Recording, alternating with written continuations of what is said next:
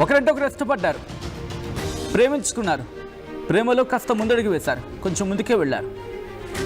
బంధువులు కూడా కావడంతో వాళ్ళ పెళ్లికి గ్రీన్ సిగ్నల్ కూడా వచ్చింది. అఫ్ కోర్స్ కాస్త వద్దనే చెప్పారు ముందుకు ఆ ఇంట్లో.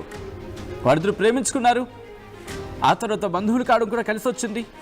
ఇటు కుటుంబం కూడా ముందు వద్దన్న ఆ తర్వాత ఒప్పుకుంది.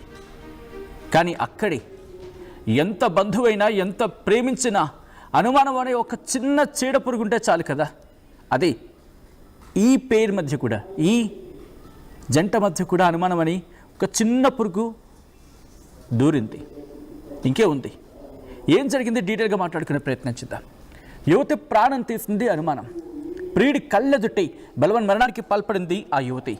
హైదరాబాద్ నాగోల్లో ఈ ఘటన చోటు చేసుకుంది. ఖమ్మానికి చెందిన ఐశ్వర్య నాగోలు వైఎస్ఆర్ కాలనీలో నివాసం ఉంటుంది. ఏడాది క్రితం ఐశ్వర్యను చూసి ప్రేమలో పడ్డాడు ఆటో డ్రైవర్ ఆనంద్. బంధువులు కూడా కావడంతో ఐశ్వర్యను పెళ్లి చేసుకుంటానంటూ ఒప్పించాడు ఆనంద్. మొదట ఒప్పుకోలేదు, అఫ్కోర్స్ ఎవరు ఒప్పుకుంటారు, కానీ ఆ తర్వాత పెళ్లికి అంగీకరించాయి ఇరు కుటుంబాలు కూడా. ఐశ్వర్య మరొకరితో ఫోన్లో మాట్లాడుతుందని చెప్పి అప్పుడు అనుమానం మొదలైంది ఆనంద్కి. ఇంకే ఉంది, ఆనందంగానే ఉండాలో తెలియదు, కానీ ఆ మహిళ విషయంలో మాత్రం ఇబ్బంది స్టార్ట్ అయింది.